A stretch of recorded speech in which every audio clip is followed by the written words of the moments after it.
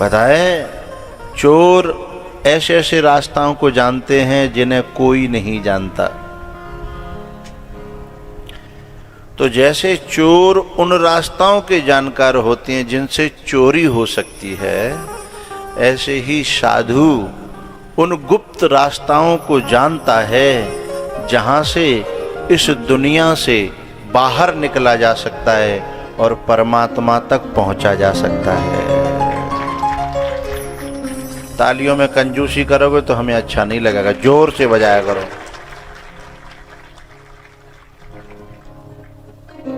गिरिराज जी, गिरिराज, हमारे चरण सिंह जी बैठे हैं।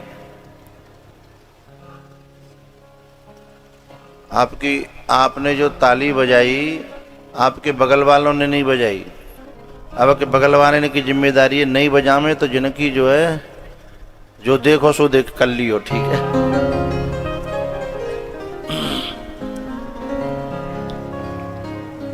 क्योंकि मैं कथा नहीं, कथा का सार कहूंगा। कथा नहीं, कथा का, हाँ, गन्ना नहीं, गन्ने का जूस। और जूस में भी थोड़ा सा पुदीना डालूंगा, थोड़ा सा नींबू डालूंगा, थोड़ा सा काला नमक और मसाला डालूंगा, जिससे पीने वालों को लगे आ हा हा, चाहे दांत होए, मुंह में पानी तो नहीं आ रहा है, आ रहा है तो ठीक है, आना ही चाहिए, हाँ? क्योंकि गन्ना सब लोग नहीं खा सकते, लेकिन अगर रस हो तो सूताख्या ही कथा सारम, कथा न कथा सारम मम कर्ण रसायनम। श्लोक आता है, वाह, हमारे परीक्षित को भी ये श्लोक आता है। सूताख्या ही कथा सारम मम कर्ण रसायनम। श्रीमद्भागवती वार्ता शूराणामपि दुर्लभा।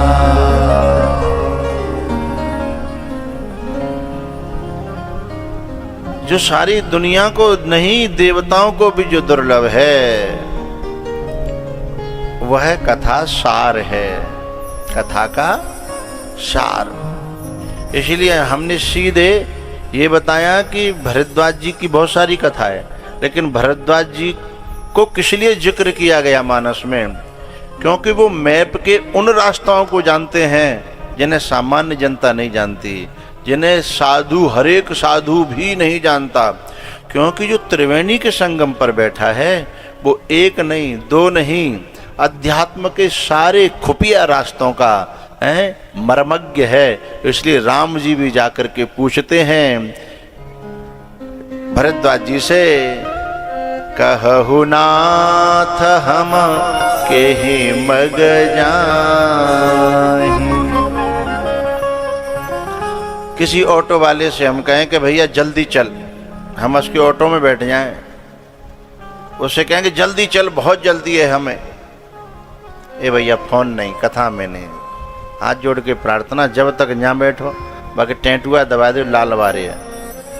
हाँ, मेरे को चाहे 1 मिनट दो, पर ईमानदारी से दो, ये नहीं कि तन यहाँ और मन तुम्हारी ब्याज पे लगे रहे। बात ये कहनी है, बड़ी प्यारी बात है। ऑटो में बैठने के बाद हम कहें जल्दी चल, मुझे बहुत जल्दी है।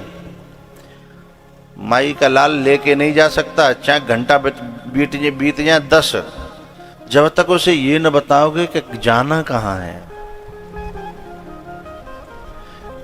बोले वो कहे भैया बता तो सही, जान, अरे तू चल तो सही, बता देंगे। तो दिशा में कौन सी में चले हैं?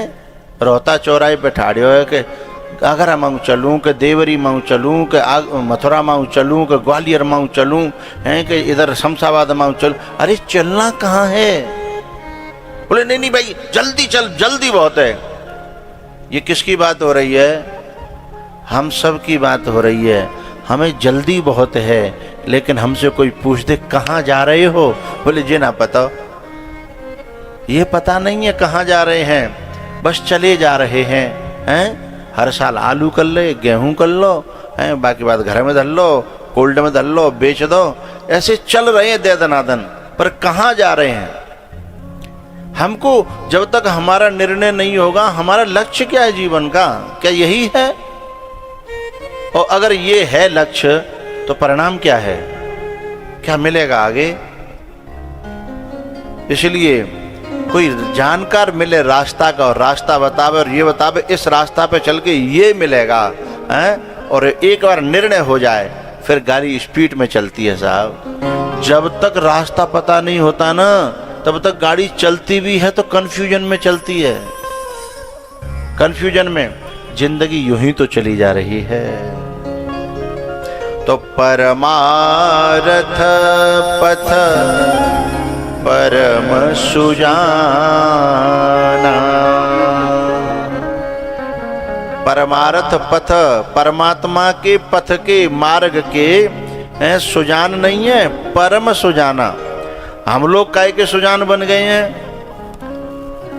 अरे दुनिया के जन काय के ठगी के, बदमाशी के, हैं, जाके बाके, और इतने फ्रॉड हो गए हैं हम लोग कि दिन और रात उसके रास्ते हम खुद जानते हैं और औरों को बताते हैं। न छेड़ के देखो संसार में, अरे साहब एक नहीं 10-10 रास्ते बताता है इंसान। तो इनके सुजान होने से बात न बनेगी, क्योंकि ये जीवन का लक्ष्य नहीं है भैया। तो ये जो भरद्वाज जी हैं, इन्होंने जो है, क्योंकि परमार्थ पथ का जो सुजान होगा, वो जब भी किसी से कुछ पूछना चाहेगा तो हर किसी से नहीं पूछेगा, हर किसी से कुछ पूछना भी नहीं चाहिए, नहीं लोग न जाने कैसे कैसे रास्ते बता देते हैं। इसलिए उन्होंने भी उस समय के दुनिया के धुरंधरों में धुरंधर याज्ञवल्क जी महाराज, जो परमात्मा का जिन्होंने साक्षात्कार कर रखा था, उनके पास जाकर के अपने मन की बात रखी कि प्रभु मुझे राम को जानना है, मुझे स्वयं को जानना है, मुझे परमात्मा आत्मा को जानना है, हैं? उनको बड़ी खुशी हुई और बड़ी प्रशंसा करी कि ऐसा कोई मिलता है जिसको राम को जानना है। नहीं लोग दुनिया में कोई किसी को, कोई किसी को, कोई किसी को, हैं? बड़ी खुशी हुई और कहा कि जैसे आपके मन में ये प्रश्न उठाए, जिज्ञासा उठी है, ये संशय हुआ है, ऐसे ही सती के मन में भी एक बार संशय हुआ था। सती के मन में ऐसे ही संशय हुआ था। ऐसे ही संशय कीन भवानी। भैया बड़ी प्यारी बात कहनी है मुझे। भरद्वाज और सती, इन दोनों के मन में ये डाउट हुआ है कि ये परमात्मा है या नहीं है। सती को शंकर भगवान कथा सुनाने के लिए ले गए। जब लौट के आ रहे थे, है ना, तो राम जी लीला कर रहे थे सीता को खोजने की। शंकर भगवान ने नमन किया कि जय सच्चिदानंद जग पावन। सती जी कहती क्या बावरे पने की बात करते हो, सच्चिदानंद है ये, हैं? रो मत डोल लो, बहू के काज खो गई है जाके घरवाली, हैं? बात करते हो सच्चिदानंद, सच्चिदानंद ऐसे रोएगा, हैं? भगवान शिव कहते हैं देवी तुम्हें पता नहीं है, इस संसार में यही तो गजब है कि जो जैसा होता है वैसा दिखता नहीं है, और जो जैसा दिखता है वैसा होता नहीं है। ये संसार का सत्य है। और इसी बात को जो जान जाता है वही सत्य को जान पाता है, समझ पाता है, हाँ? वही समझ पाता है। जो ये दिख रही है ना वो है नहीं। सती जी बोली ऐसे नहीं मानूंगी। भरद्वाज जी महाराज ने भी यही याज्ञवल्क जी से पूछा कि राम जो दशरथ के बेटे हैं, जो उनकी पत्नी खो गई, उनको रोष हुआ, क्रोध हुआ, भयउ रोष रन रावण मारा है, उसमें काम क्रोध लोभ मोह सब कुछ दिखाई दे रहा है, और तुम कह रहे हो वो भगवान है, भी समझ में नहीं आता। तो बड़ी प्यारी बात कहते हैं याज्ञवल्क्य जी कि सुनो, ये सब चीजें परमात्मा और महात्मा में भी होती तो हैं, दिखती तो हैं, पर अंतर इतना है, संसारी व्यक्ति इनको अपने देह की चमड़ी की तरह धारण करता है, काम क्रोध लोभ मोह को, है ना, लेकिन परमात्मा और महात्मा है इन काम क्रोध लोभ मोह को चमड़ी की तरह नहीं, कोट और पैंट और धोती की तरह चाहे जब उतार देता है और चाहे जब पहन लेता है, चाहे जब, और जो चाहे जब पहने और चाहे जब उतारे, इसका मतलब ये है कि भैया वो उसमें रंगा नहीं है, जरूरत पड़ने पर धारण करता है। जैसे लीला में रासलीला रामलीला में हमारे जो पात्र होते हैं, कभी जा झंगोला पहन रहे, कभी बा झंगोला पहन रहे, उतार देते हैं, हाल रावल बन जाए, हाँ दशरथ बन जाए, हाल राम बन जाए, पर वो जो है सोई है ना, जो है सोई है। इसलिए परमात्मा और महात्मा को समझने के लिए, जानने के लिए है महादेव जैसे की आंख चाहिए, तीसरी आंख, विवेक की आंख, श्रद्धा की, विश्वास की आंख है, तो पहचान पाएंगे। और सती की जो है ना, वो बुद्धि की या दक्ष की आंख है, दक्ष का नजरिया है। अच्छा चलो, दक्ष की आंख होती, दक्ष का नजरिया होता तो भी कोई बात नहीं, लेकिन सती जी राम में संशय कर रही है, बुरी बात नहीं, राम में हम सबको संशय है, लेकिन राम में जो संशय है उसका निवारण के लिए गुरु में तो श्रद्धा हो, गुरु पे तो विश्वास हो। तो सती तो जो है न राम पे विश्वास कर रही है और न त्रिभुवन गुरु शंकर भगवान पे विश्वास कर रही है। और जो दो जगह ते कहूँ विश्वास नहीं करेगो, बाको का होगो, बाय तो आग में जर के मरनो पड़ेगो। सती का मरना हुआ, लेकिन भरद्वाज जी को जल के मरना नहीं पड़ा, संशय तो उनको भी है, हैं? लेकिन भैया जबकि ये दोनों बड़े ऊंचे पद पे हैं साहब, एक महादेव की पत्नी है और एक जो है भरद्वाज जी महाराज है, परमारथ पत पदम परम सुजाना है, एक है जो शंकर भगवान के सब जात संग में जब जाती हैं ना, ओहो साहब जगत जननी है, भवानी है। लेकिन बात है कि कहाँ संशय को कहाँ करना और कहाँ नहीं करना, और करना तो फिर जिससे पूछना कम से कम उस पर तो विश्वास करना। वो कहती है नहीं मैं तो अपनी बुद्धि से, बोले अपनी बुद्धि चलानी थी तो फिर गुरुओं की शरण में जाने की जरूरत क्या थी, फिर तो अपनी बुद्धि चला लेते।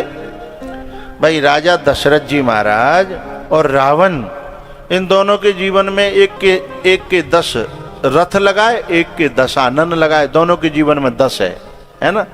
तो आनंद माने होता है 10 गुना भोग, 10 गुना भोग करना, 10 गुना सब चीज के बाद 10 गुनी है। लेकिन दशरथ जी रथ माने होता है धर्म, जिसके और दशरथ जी महाराज के जीवन में 10 गुना धर्म है? इसलिए एक के जीवन में, रावण के जीवन में विनाश आता है और दशरथ के जीवन में भगवान राम आते हैं।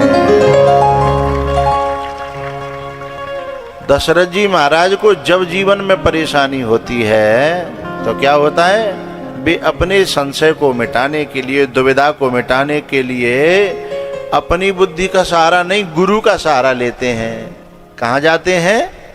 गुरु के पास में, वशिष्ठ जी के पास में। लेकिन रावण को संशय हुआ कि खरदूषण मोहिशम बलवंता तेनहि को मारे बिनु भगवंता, खरदूषण मोहिशम बलवंता। संशय हुआ कि कहीं भगवान तो नहीं है, तो परीक्षा लेने के लिए खुद चला है, जबकि इसे जो है अपने गुरु के पास जाना चाहिए था, शंकर भगवान के पास में।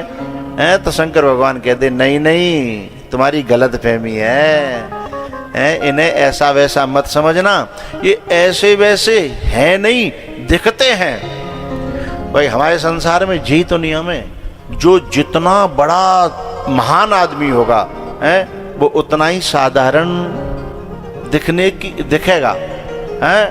और जो नेक चार दाने आए और कब लायक नहीं है तो है, अरे साहब क्या बताएं। एक पंक्ति है, जो खानदानी रईस हैं वो,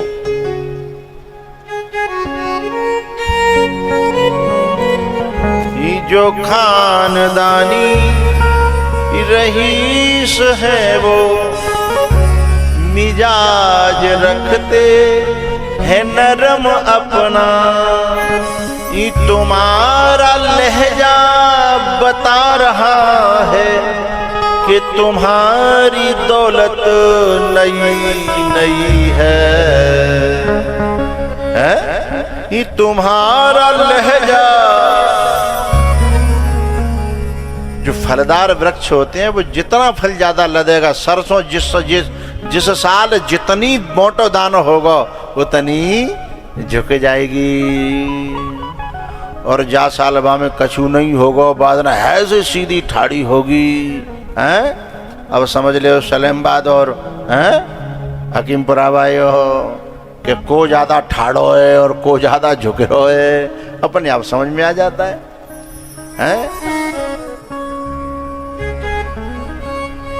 नहीं पूरा नहीं गाना हमको, क्योंकि सार सार कहना है। मम कर्ण रसायनम कथा सारम,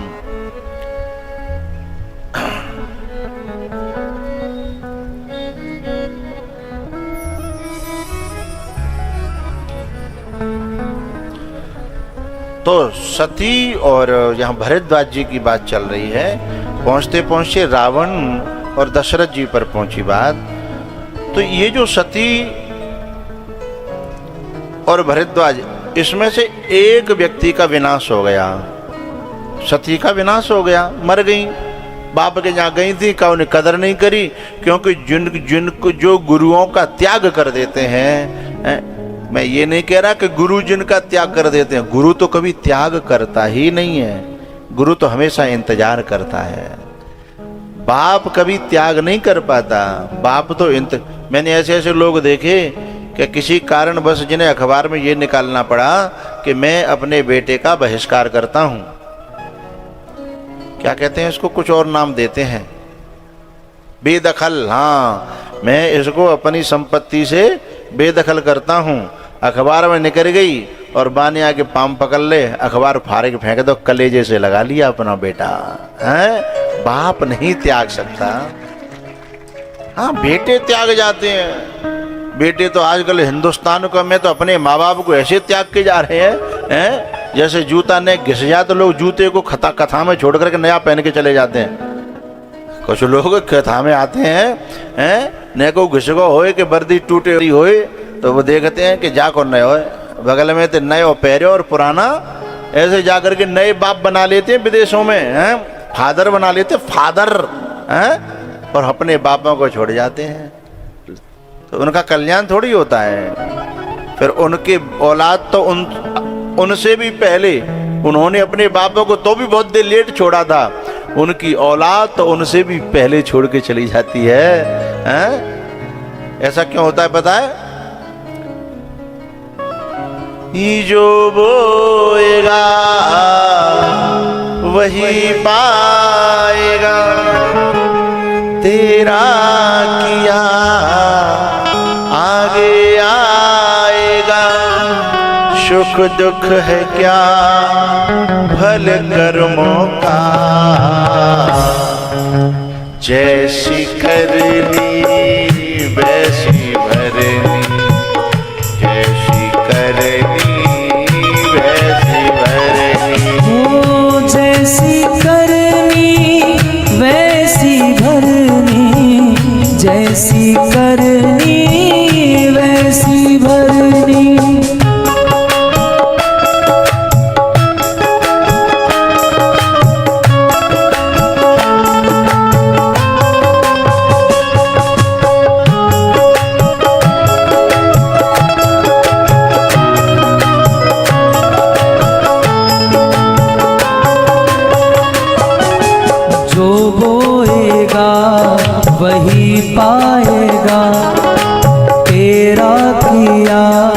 आगे आएगा।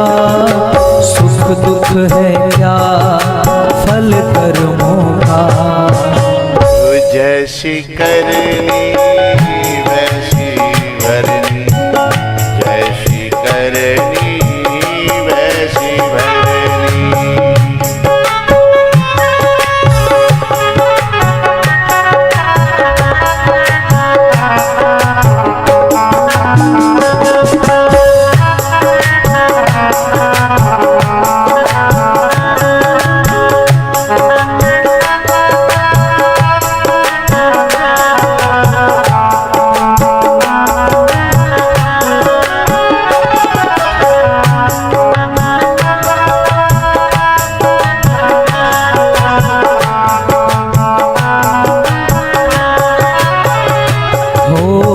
सबसे बड़ी पूजा है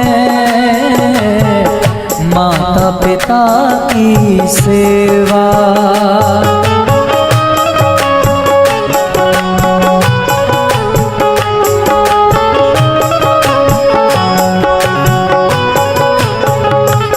हो किस्मत वालों को ही मिलता है ये मौका। हो जन्नत का दर खुल जाएगा और तेरा किया आगे आएगा। सुख दुख है क्या फल कर्मों का।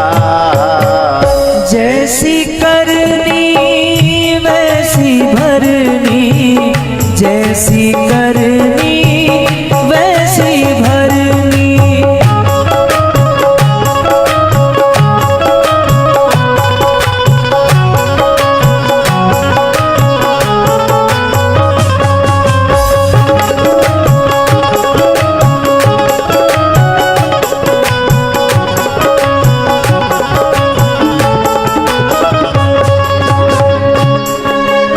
करनी वैसी भरनी, जैसी करनी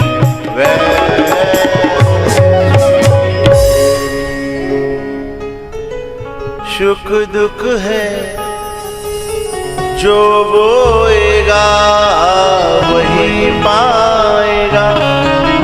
तेरा किया आगे आएगा। सुख दुख है क्या फल कर्मों का। जैसी करनी वैसी भरनी, जैसी करनी